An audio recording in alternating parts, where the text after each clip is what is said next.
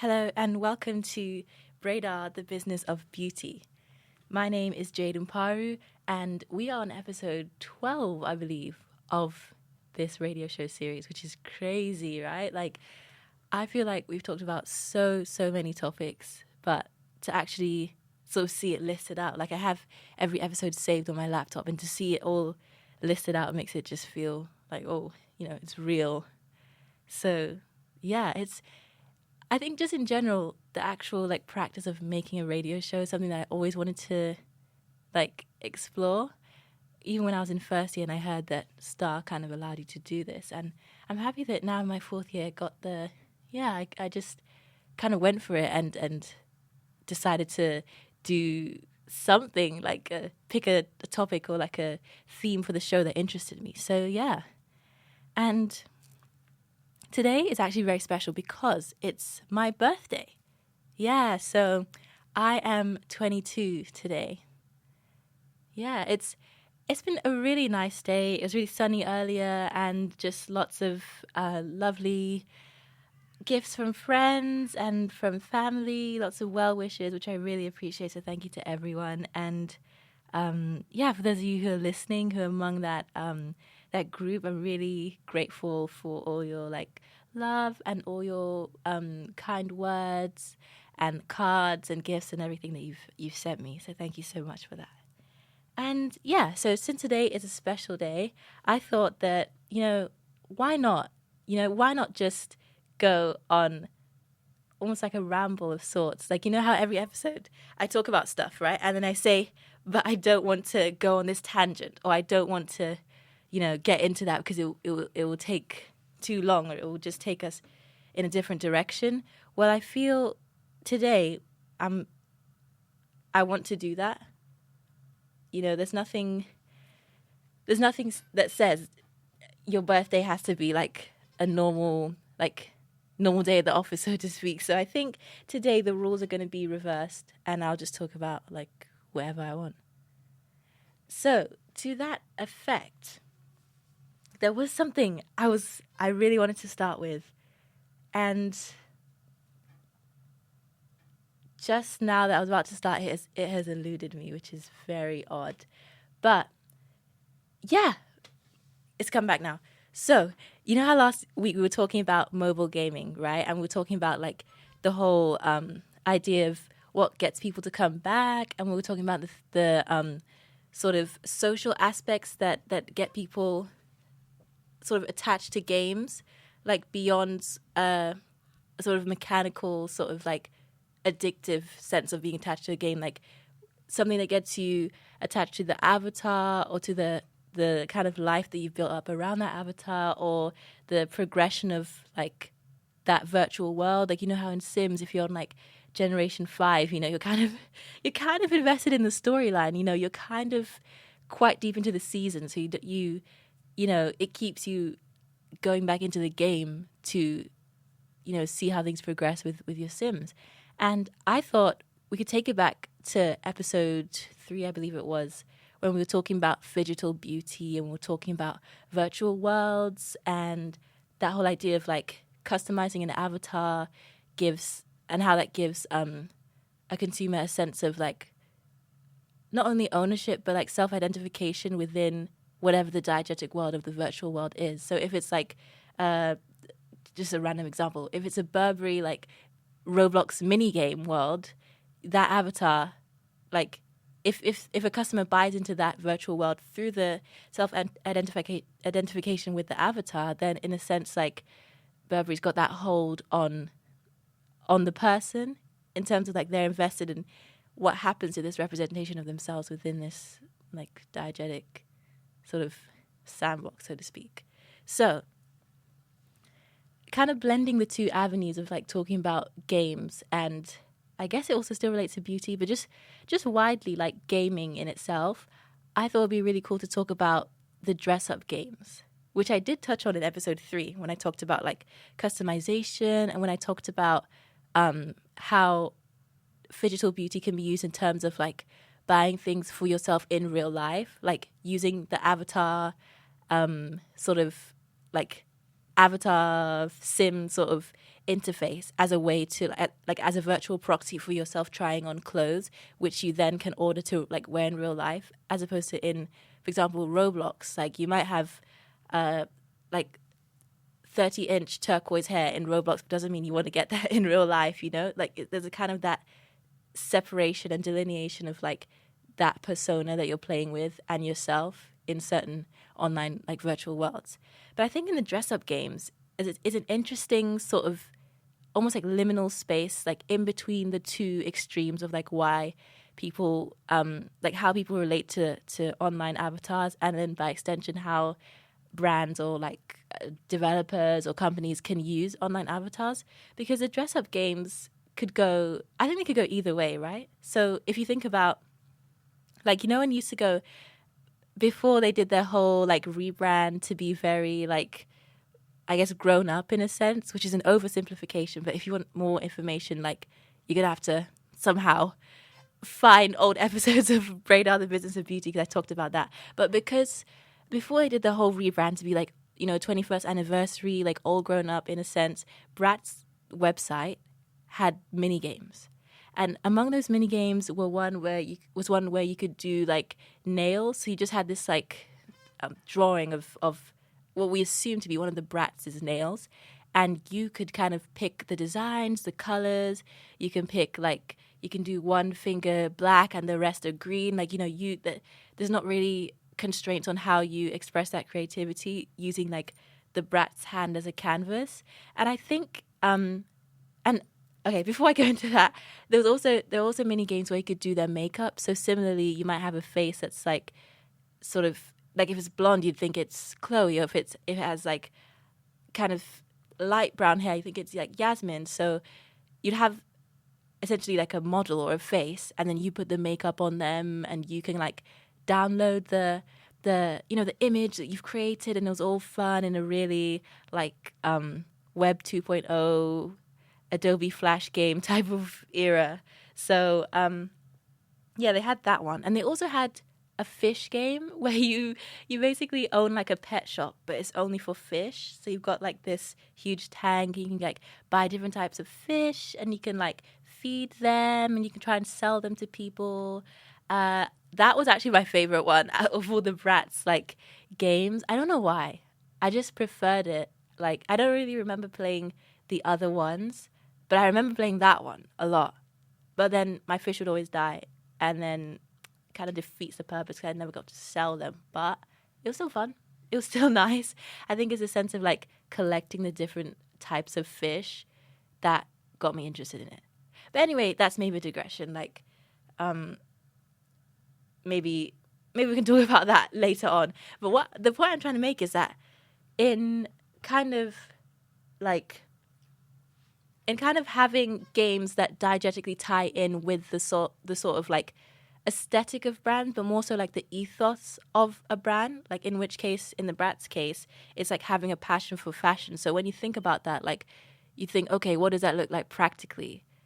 So that might manifest as an interest in nail art, that might manifest as an interest in makeup, or an interest in hair, or somehow an interest in fish, which I mean, I could probably link it back to rats, to be honest, but it's yeah, it's just that this idea of like creativity through customization and through a sort of like I'd say even defiance to kind of explore like unconventional ways of like engaging with things that are conventional, I suppose.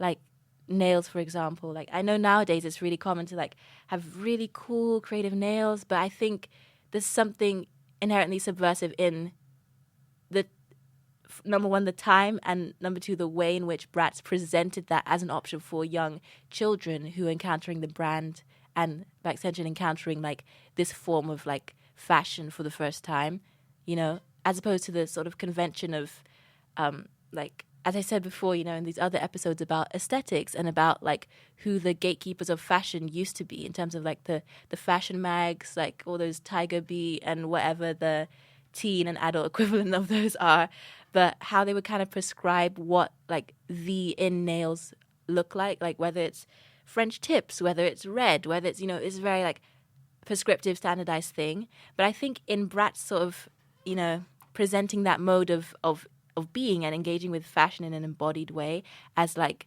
based on your inherent sense of like what you think looks nice, and even the reasons why you think it looks nice might differ. Like, again, lots of references to past episodes, so those who know will know, but that idea of like each of the original Bratz members had a bio that described their fashion sense and like why their outfit, like in the original pack of dolls that they came in, why their outfit looks the way it does, whether it's because they're interested in like streetwear, whether it's because they're interested in like the whole hip-hop scene and the attendant sort of like iconography of that in terms of like fashion and in terms of like the kind of clothing that these artists would wear, whether it's because they're interested in thrifting. I think that was Jade's sort of USP in that original, like the very first line of Bratz.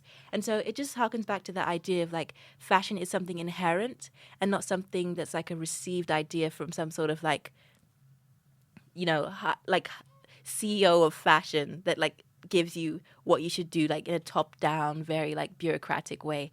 So I think that those games kind of provide a very on-brand extension of that, but they kind of take it further because through a game, the consumer is allowed to participate in that embodied sort of engagement with fashion very directly. Because as I said before in other episodes, the end consumer of a Bratz doll won't necessarily like, a kid might not be allowed to get acrylics like as they want, inspired by the creativity and the freedom of Bratz, right?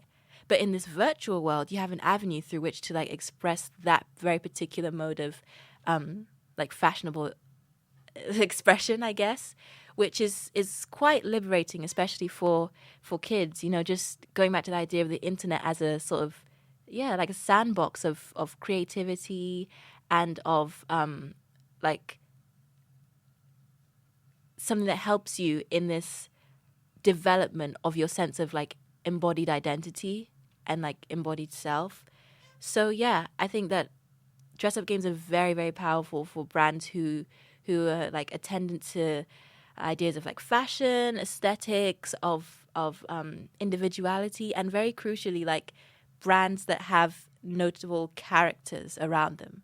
So as I said before, like the Bratz dress-up games, it would be the Bratz, like the girls themselves that you're like making over or doing whatever with. So it's like it's that proximity to like these characters and these ideas that have been embodied by giving them a character, as opposed to like maybe some brands might have an image or like an icon or like a mascot, so to speak, that represents them, but it doesn't mean the mascot has like a personality, has it doesn't mean there's been given reasoning as to why the mascot likes to wear red as opposed to like Wendy's, right, has a little girl like Wendy, I assume that's what her name is.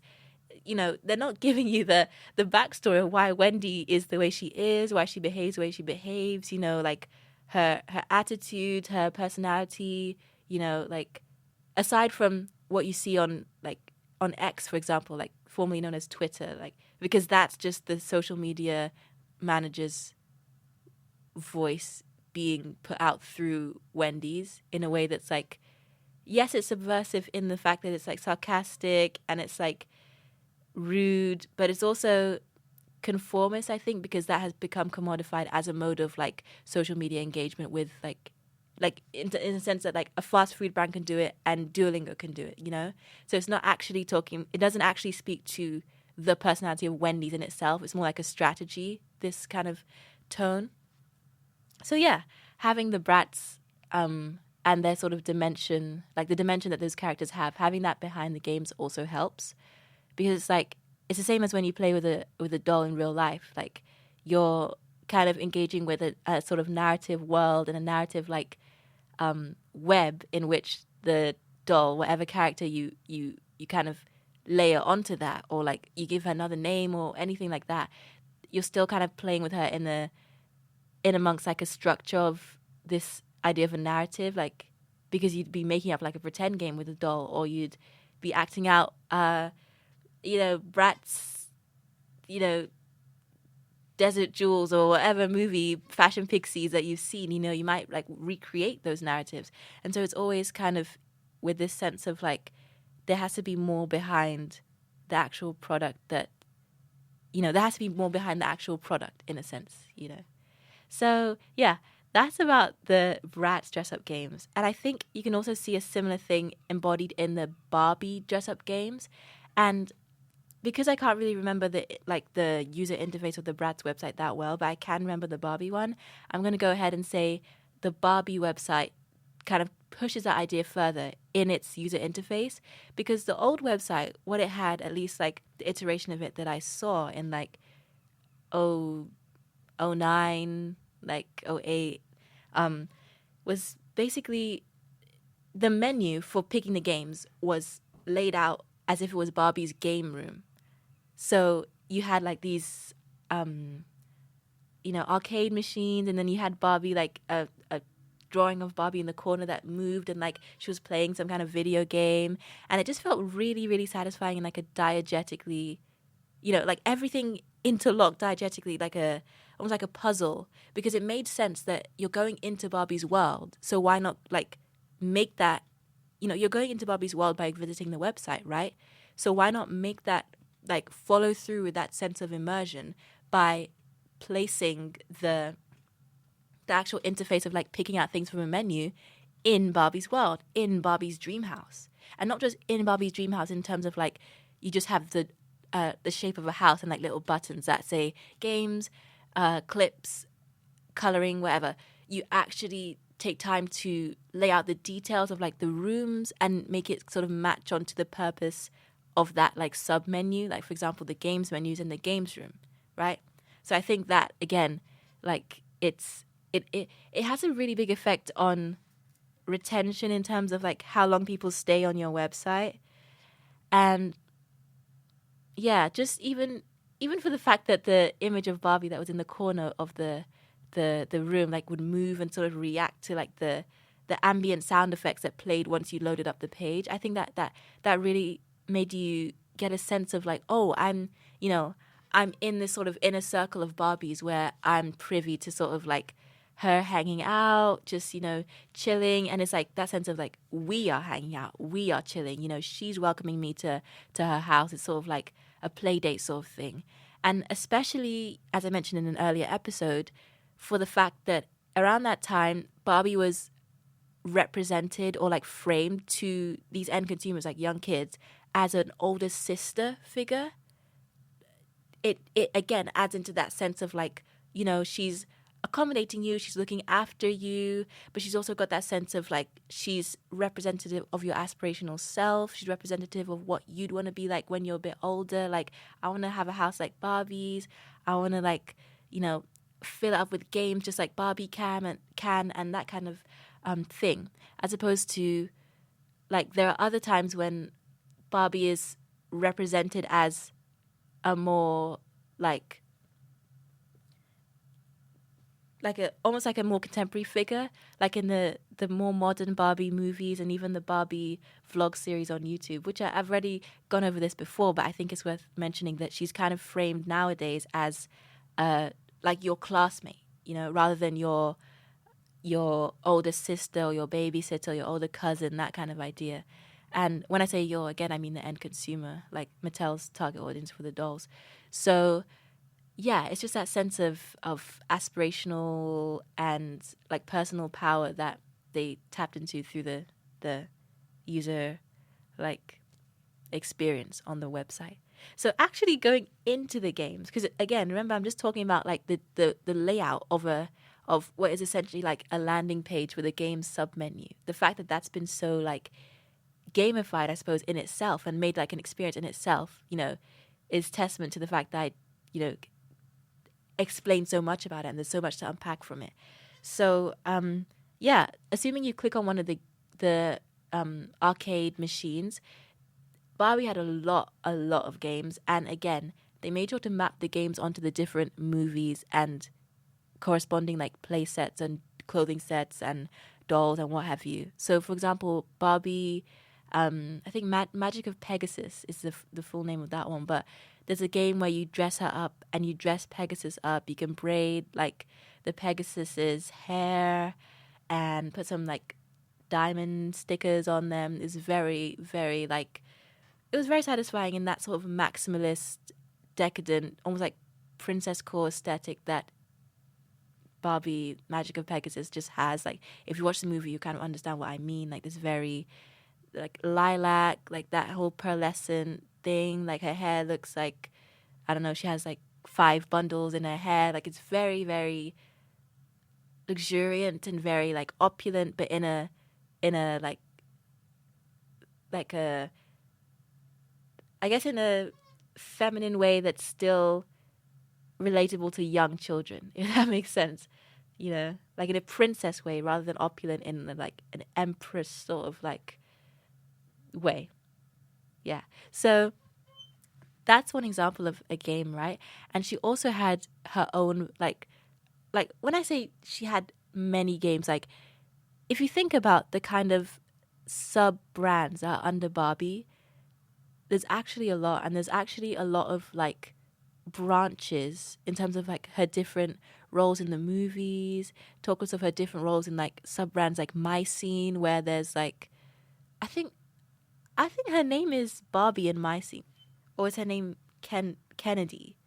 Anyway, we all know that it's her, but it's like infinite Barbie AUs are like represented on the website, and so that is reflected in the sheer sort of volume of games. Like they've got 12 Dancing Princesses games, they've got like My Scene dress up games where it's like you're in a boutique and it's very like it's a very diegetic sort of interface where you like pick things from a rack and like build out the outfit, like the top, the skirt, the shoes that you'll wear. And there's also a My Scene hairdressers game where you can like cut different bits of hair and like make interesting hairstyles for the girls. So yeah, again, it's attendant to those ideas of self-expression. But I think with Barbie, again, because, for example, My Scene, because that sub-brand was in its prime in that era of Barbie being characterized as like that older figure, like that girl who's already in high school, who somehow has an abundance of money with which to spend, like, you know, with which to buy clothes, to go to coffee shops with her friends. She goes to like concerts with her friends, and it's kind of like this idealized version of being a teenager that doesn't really factor in the actual like responsibilities or rules that you have to adhere to, or like class workloads and stuff. So that representation maps well onto the kind of game that they presented under the My Scene sort of brand, because again, that idea of like the boutique and that idea of like you can pick out anything. There's not like, you know, they weren't putting the different items behind some kind of paywall, like, oh, pay $2, unlock this top. Like, it wasn't that kind of gaming experience. It was more designed for like a one-off but easily repeated gaming sort of interaction. And so yeah, just I think just little details like that, like even just having the background, like the art of the scene be a boutique, that in itself like makes it feel as if the game is your key into the world of My Scene. So yeah, it's just like that idea that Richard Dyer, who's like a media theorist, had of the star image, where fans really want to complete what is essentially an inherently incomplete image of whoever their like celebrity or star is. So and that star image being incomplete is a purposeful decision by the like record companies and by whoever does like brand identity and the labels and what have you. They deliberately craft the star images to be incomplete, because the way in which the like human sort of mind aims to complete it is to consume more from them, or I guess more accurately, to consume more of the star. So whether that's like, you know, those Vogue like beauty routine videos, that's kind of like tapping into the idea of like, I want to know more about you. I want to like get closer to you. I want to consume more of this star in like a parasocial kind of way. But also like buying tickets to concerts is also another extension of that. And at the concerts, what are they selling? Merchandise. So merchandise is another way of like fans wanting to feel that connection to a star, but it also happens to be the most lucrative revenue stream for record labels and for artists. So yeah, no surprise that all roads lead back to concerts, because all roads must lead to merch. That's why content creators and influencers are doing merch. It's that idea of like their fans want to consume more of them. Their fans want to like tap into that sense of a showcaseable identity, like identifying with this social group of like people who watch the content creator. So yeah, it's all connected and it's all purposeful. So I think to that end, yeah, the dress up games and Barbie, like they each, like even the Pegasus dress up game that I was talking about earlier, their background was like if I can remember correctly, it's like this outdoor scene with like a willow tree, and it's all very like twinkly and magical, and again it fits the world of Pegasus. Like I've forgotten the princess's name in that Pegasus movie. I think it's Annalise or something like that. But if she were in a boutique, and like a very notably like 21st century boutique, I think that would be, that would impair or like jeopardize the user's suspension of disbelief, because it's kind of acknowledging like, okay, this world of the Pegasus thing, the kingdom, like it's actually fake. It's actually like a studio lot, that we filmed it in. I know it's animated, but just for the sake of my metaphor, yeah, it's actually a studio lot. So Annalise is actually, she lives in Los Angeles, and she's just shopping. Like that's who she really is. I think that would be too jarring, especially for an audience that's already built up an affinity for Annalise. It's like wasting the effort that you put into building that up, because what you want to do is sell stuff off that affiliation. You don't want to break down that affiliation. You want to like continue to strengthen it so that people will feel that like need to buy stuff. Essentially, that's how fandoms work. That's how that's how fans of anything really, like musicians, like actors, although they don't tend to have merch, but you kind of get what I mean, right? Fans of shows, for example, fans of like franchises. That's what this whole merch sort of economy hinges on, right? So yeah. And I guess it could be interesting, like, to note that with the Barbie website, right? They've also it also serves as a really interesting, I guess, like studying the materiality of Barbie as a brand in the 21st century, because in having a huge library of games that draws on her different movies, and as we all know, Barbie has an extensive filmography. She has, very wide and various experience in terms of like the genres that she taps into. She's always like, she's ready with the back-to-back like features. She's always booked and busy. So we know that the Barbie movies come out regularly enough for there to be like some kind of, there's enough data in a sense for there to be some kind of trends observable when we have all those like data points mapped out in whether it's like a library of games or a list of the games with like thumbnails and things. Because what you find is that you have the Barbie Pegasus games, right? Which I think Barbie and the Magic of Pegasus came out in 2003, if I'm not mistaken. But yeah, so you've got that early 2000s offering, right? You've got Barbie Rapunzel, which I think came out in 2004, I want to say. So you got those, right? And you've got those kind of side by side, or at least in the same like frame, like talking about your like computer screen, right? Or your phone screen. You got that in the same frame as something as like Barbie in a Diamond Castle, which is like '09. And it's also in the same frame as something like Barbie in the Mermaid Tale, which I think is 2011 or 10. And you've got those in the same frame as like, other Barbie movies like Island Princess, like Barbie Spy Squad, or the newer ones, right? Like Starlight Adventures, those kind of ones. So in kind of juxtaposing, it actually presents some. It actually can tell us something about the materiality of Barbie's brand, and again, that idea that I pointed to earlier of how her framing has changed, how Mattel has changed her framing purposefully from, like, depending on what I assume is because they feel like the audience will respond better to it.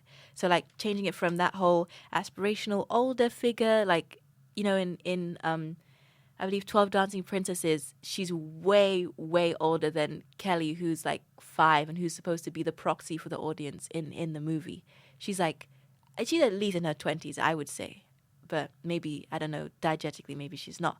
But she looks way older. That's the important thing, because she's perceived by the audience, which is the consumer of, like, the dolls, as way, way older. And then in other movies, I guess as time progresses, and again, it's not exactly linear, like, transition from one representation to another. It's kind of like a gradual sort of, like, she most often begins to appear, like, in this other way until that becomes the status quo of how Barbie's is represented in her movies.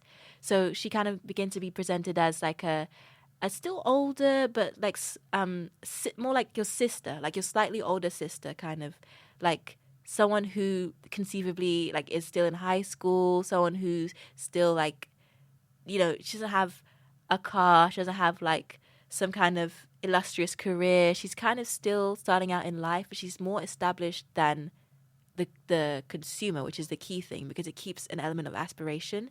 And then, gradually that same process of, like, her representation being changed until being changed in one movie here, one movie there, one movie here, until it becomes such that the new status quo after that one is that Barbie is your contemporary. Barbie is you, essentially. Barbie is you. She's like your representation, like if you were in that situation in the movie. And I think that's why perhaps the newer movies, the premises are a bit more, like, down to earth and a bit more, like, naturalistic. I mean, they still have, like, transformations and stuff, but in terms of, like, relatability, I think they're much more grounded. Like, oh, I went with my 2 sisters to a resort, and we went with our parents because, of course, we can't drive. Like, Barbie's meant to be you can't drive, so she can't drive. And it's the idea of, like, when we did this mundane thing, then the magical thing happened to us. So it taps into an idea not so much of aspirational self, but almost of escapism embedded in the mundane, which I guess, yeah, audiences, like the target audience of Barbie, can relate to, because, again, how often are they going to go to an international surfing competition versus, like, going on holiday with their family? So maybe there's something to be said for this new positioning of Barbie. I've not I'm sure they've done extensive market research into, like, why it would be effective and maybe changing consumer habits, which I think would map well onto the episode of BRAIDAR that I talked about, Monster High and Ever After High, and the whole, like, LOL OMG to Rainbow High, like, pipeline. It's not a pipeline, but like those macro trends that happened in the doll kind of industry in the past, like, 15 years.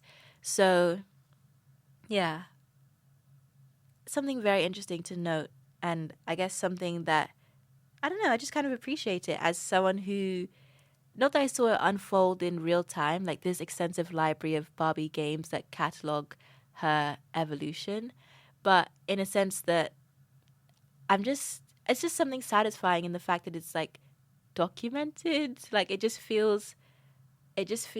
brings it all kind of to the fore in a way. And it just, I don't know, it makes it feel, like, more impressive. Like, oh, wow, like, look at all that's been happening under the surface while life just ticked on as usual, Because I guess in the time that one, like, in the time that she's being transitioned from one representation to another, you may not notice, although I think sometimes it's definitely easier to notice, like, when they change the animation style. Like, okay, when those of you who've watched Barbie Fairy Secret and Barbie Fashion Fairy Tale, comparing it to Barbie and a Mermaid Tale, like even in terms of the animation and like how her head shape is different, like everything is kind of different, and her like, you know, visually, the visual language has changed in those movies and is distinctly like different.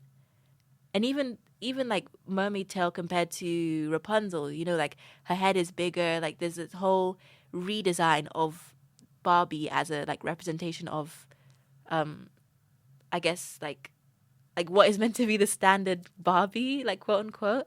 I think in that it makes it easier to see the transitions because the visual discrepancies almost serve as like indicators of this like alternate universe status that some of the representations had like when they were still being established. So yeah, like yeah, it just served to further reinforce that the movies are not set in the same world. It's like Barbie, as I said, like in the multiverse. It's just Barbie in one universe after another, and you know she may look different in different universes, but still the same girl essentially. Yeah. So that's very interesting, and that whole idea of like it's not that noticeable if the art style is the same. It's not that noticeable until you like look back and you know take a step back and see the zoomed out picture of what's happened in the past. So I think also there are other websites for these dress up games that do a similar thing of like grounding the dress up game like user experience in a diegetically like fashiony setting. Like if you think of the website Girls Go Games or Girl Go, I always called it Girl Go Games, but I think it's Girls Go Game. You know what I'm talking about. I'm not going to say it again. It's getting mixed up. But that website has a like plethora of dress up games. They've even got like subcategories. Like you click on dress up games, like okay, do you want like entire outfit dress up games? Do you want just like accessories? Do you want dress up games around a particular theme, like back to school? Do you want Disney princess dress up games? Do you want like I don't know? I think Ladybug, like you know, Miraculous. I think that became a popular like subcategory as well, but they called her Bug Girl for some I think like copyright reasons. But anyway, they kind of push that further, I think, and they really I guess in a way it's not really aspirational because again in the generic sort of unbranded dress up games where it's not like a Disney princess or like Marinette or someone, it when it's just like a model, it's on one hand maybe divorced from that sense of like the aspirational self because the user doesn't really know about like that person's interior life for them to feel any aspirational like thing towards them. But it does tap into a sense of like I don't even know if it would be escapism, but a sense of like this is my domain to kind of customize as I will and to like exact my vision onto, if that makes sense. Like you can, you know, you are in charge of how she will look in the end. Her kind of look and her like how her presentation, like her personality in a sense, is all in your hands and is dependent on the choices that you decide like to make. Even like it's just her personality in terms of like she is a blank canvas, but in imposing like makeup choices or fashion choices onto this canvas, you're imposing a certain notion of personality or notion of preference or even social affiliation onto this blank canvas of like the virtual model. So in that sense, her personality and her like representation of self and like identity is dependent on the whims of that user. And I think in a sense that's quite freeing and quite fun because again, in real life, like lots of if we assume the users to be children, they are not allowed to wear whatever they want to school, they're not allowed to dye their hair, they're not allowed to like wear makeup, but in this world they can kind of explore those choices and sort of explore how those things are used to craft identity, which again like helps them to understand this whole idea of like what it means to construct an identity. So I think that's always very powerful. And yeah, some of the games would have the setting, like this is on this new website now. Some of the games would have the setting of just like a, I don't know, like a generic sort of floor and wall that's like shades of the same color, like a shade of blue or a shade of pink, where it's like not exactly clear what kind of space you're in. And then some of the games would have the setting be like a room, like a normal sort of teenage or college kid bedroom, I guess, or like a representation of such through like the artwork of the background. And I think as well that those choices serve to ground the gaming experience in, again, a particular idea of identity, and in kind of giving that, like in kind of prescribing what the background is, the designer is implicitly prescribing in some ways what kind of personality the model, like the blank canvas, should have. Because if the background is like a college dorm room with like those, you know, those little flags and Letterman jackets and what have you, then it kind of connotes to some users the kind of clothing and the kind of like hairstyle or the kind of like situations that such a person who had that room would be into or would frequently get into, and then that informs their choices of what they choose from the rack or like the inventory section of the dress up game.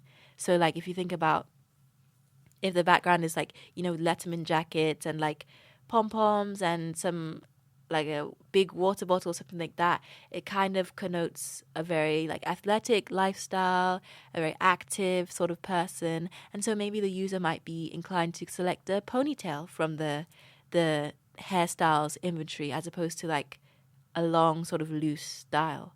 Because again, you're kind of thinking in terms of like the diegesis of like the game, and the, I guess, like the fit for purposeness of your choices. So it just lends a certain extra gravity to the game, even though the game doesn't really have those stakes in real life.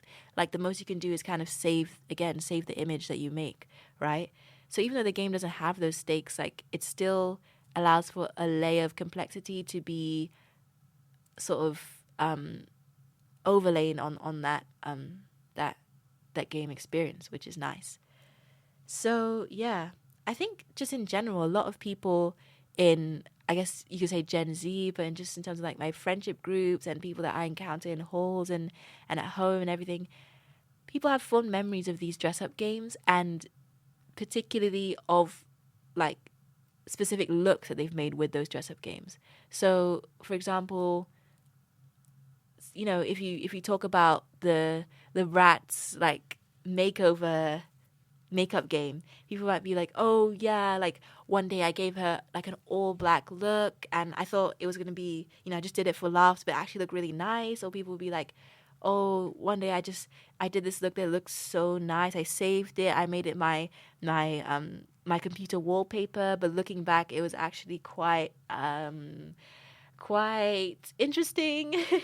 So you can kind of have a laugh over those kind of, they're not shared experiences because often it's a solitary like gaming experience, these dress up games, but they're shared in the sense that they're relatable, and they're shared in the sense that they're like understandable. Even if someone's not interested in that kind of game, like the person that you're talking to, they can still understand what it means to look back on something that you created when you were younger and have like a different view of it, or even like looking back on it to have like a more positive view, like in the case of like the all black look, or just a sense of like nostalgia, which I know is a big thing in like how brands try and connect with consumers, and even how people outside of like the infrastructure of brands that kind of dominates modern life, outside of that, even how people relate to each other and like make small talk or try to find common ground or make friends. Like those are the kind of topics that are quite useful for that because of their universality. So yeah, I think that dress up games are very, very fun and very you know, low commitment, low time investment, but you can actually get a lot of fun out of it. And crucially, you can save that image to kind of have a keepsake of that gaming experience, which is also nice. But I think nowadays we don't really have many proxies for that. And I say proxies because a lot of dress up games were affected by, the fact that Adobe Flash was discontinued, I think maybe 2 years ago or 3 years ago. Anyway, quite recently, I guess relatively speaking, recently. So a lot of Flash games can't run anymore unless I know there's ways to still play Flash games and stuff like that, but it's another layer of friction that your casual user may not may not want to go to those lengths. And so I think that's a part of gaming culture that's kind of, I wouldn't say it's lost, but it's kind of been made almost like a relic of an era that ended with Flash. And I think because of the fact that a lot of dress up games are very gendered in terms of marketed to girls, marketed to that idea of fashion and dressing up as being inherently girly, even though there's lots of academic research and studies in the field of game design that contest this and that actually draw parallels between this dress up mechanic that underpins these very girly dress up games and the sort of character customization in other genres of games that are more gendered masculine. So I think dressing up, wanting to customize, and even sometimes wanting to create a representation of oneself is not an inherently gendered thing. I think that's something universal that everyone can tap into and that everyone can relate to.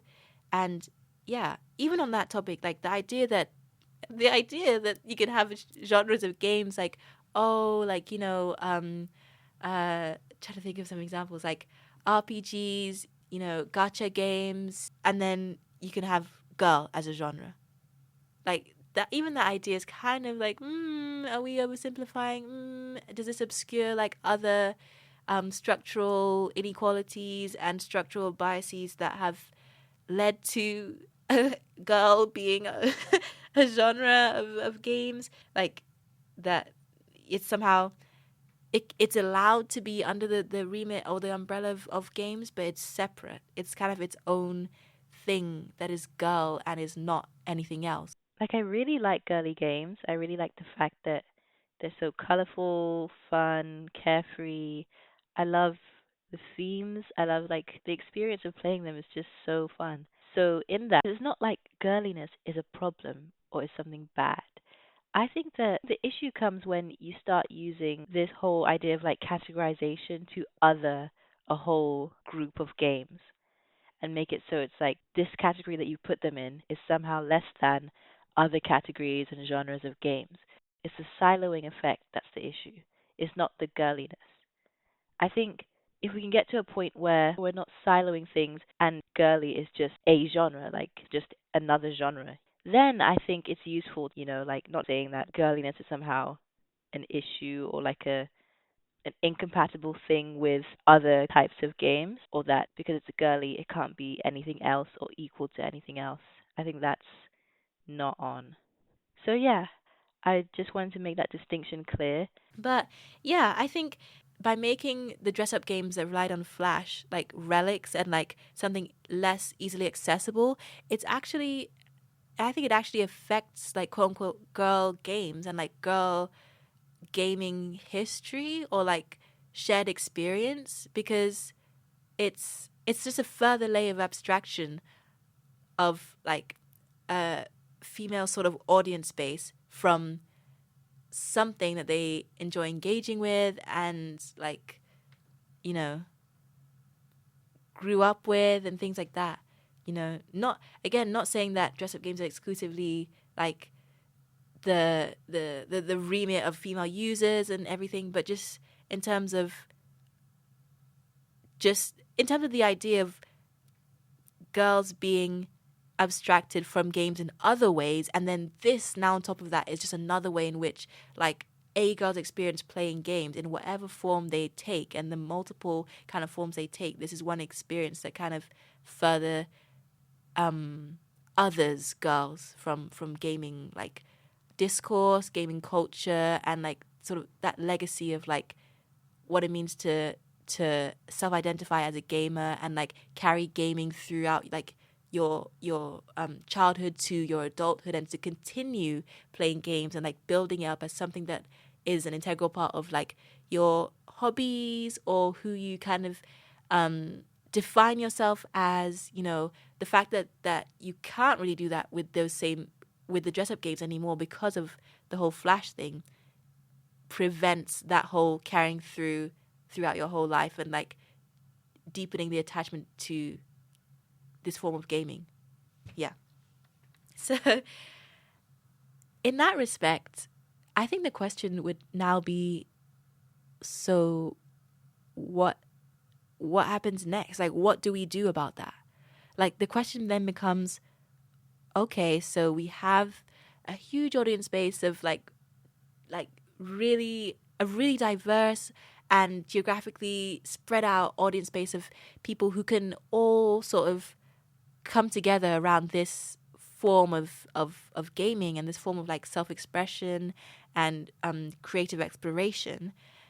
But there's not like an equivalent outlet in terms of virtual experiences and in terms of contemporary games that allow for that as the main focus, and crucially with the same kind of like mechanics of like, you know, click and drop, or like the same sort of low like casual stakes, like at least explicit stakes, like so I think there is a gap for offerings that tap into that sense of like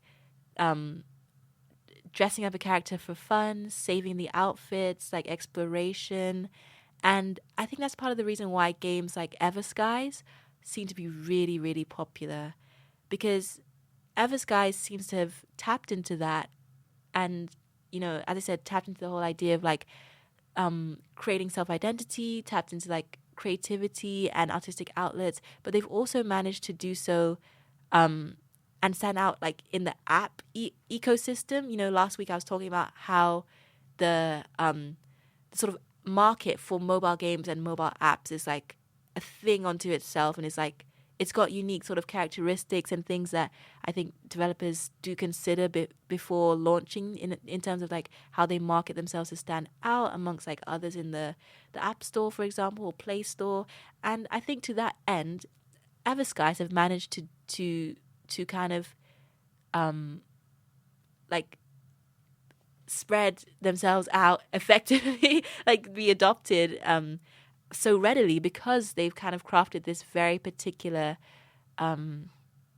aesthetic.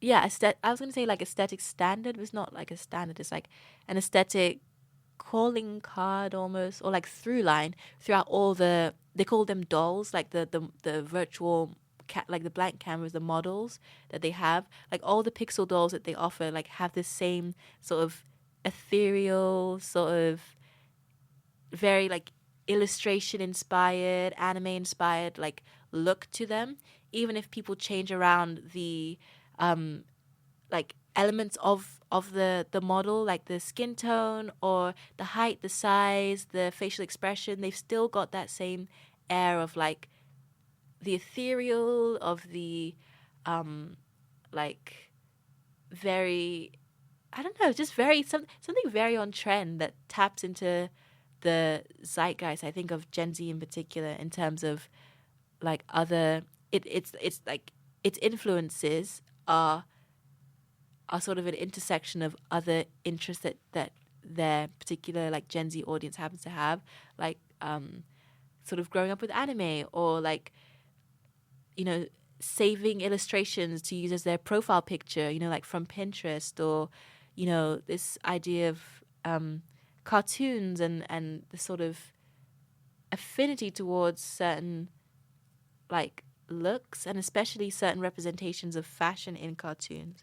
So yeah, Everskies is just like taken off with that. And as I said before in episode 4, I think it was, Everskies is not without its problems. I've heard there's a lot happening that's not great on Everskies, but in terms of an outsider perspective, someone who's never used it before, on the surface, like what I've just said is what I would have like said about it, if that makes sense. But I just wanted to mention that, it's definitely got some fundamental problems with it.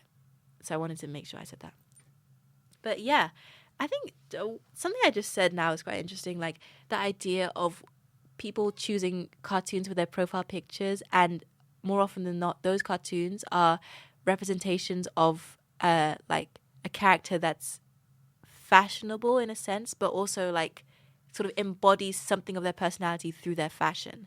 Like if you've seen there's a show called Total Drama, which is a cartoon show that used to be, I think, on Cartoon Network in the late 2000s, and basically there's a whole it's like a it's like a it's like a pseudo trend, I suppose you could say. It's like not something that people define themselves by or group around, like form a community, but it's definitely very prevalent. It's this pseudo trend of like people using a still from the show and like the art style from the show to create their own avatars that they use as their profile pictures on X or on Instagram or even on Pinterest. So there's one very famous one of I don't know the original character's name, but it's in that that setting that's like the confessional booth in the camp, which is actually like the bathroom, and the girl has she has long kind of hair, and she has like this very nonchalant look, I think, directly towards the camera, and people have kind of taken that still, that like almost like screenshot, I suppose, and they've used I guess the outline of that character to change like the clothing color, the skin color, the hair kind of color and like style in a way to suit their idea of like, I want to create a character, or even I want to create myself, like a representation of myself that's you know that kind of engages with fashion in a way that maybe is not accessible to me in real life, or in a way that's like representative of my aspirations. Like when I'm older, I'll buy these kind of clothes, or when I have enough money, like I'll buy these clothes. So I think in that way, profile pictures are kind of filling that void in terms of the audience's desire to create and to create characters and to have this sort of like dress up game experience. And you can see it in other things as well. Like, this girl Sam from Danny Phantom, which is another cartoon that's it used to be on Nickelodeon. There's lots of like customized Sams out there. There's customized, like, I forgot the mean girl from Danny Phantom. They customize her as well. There's customized like there's just a whole bunch of things out there.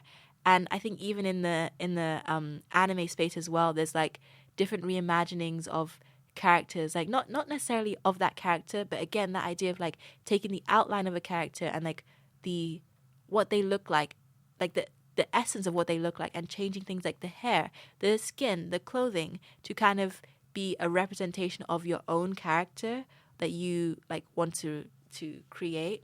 I think that's something that a lot of especially like other people of like various ethnicities are tapping into.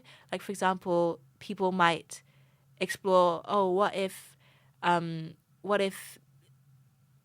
it's hard to explain, but they do, in trying to see themselves represented in a particular form of media or in a particular like franchise or fandom, people kind of co-opt the iconography and customize it in such a way that it becomes a whole new character that's representative of their own lived experience. So whether that's like making a black girl character with braids in Total Drama, or like doing the same for another IP or fandom or franchise, that's just one way that I think is evidencing this desire to like kind of tap into that dress up game sense again, and to just have fun like you did when you were small.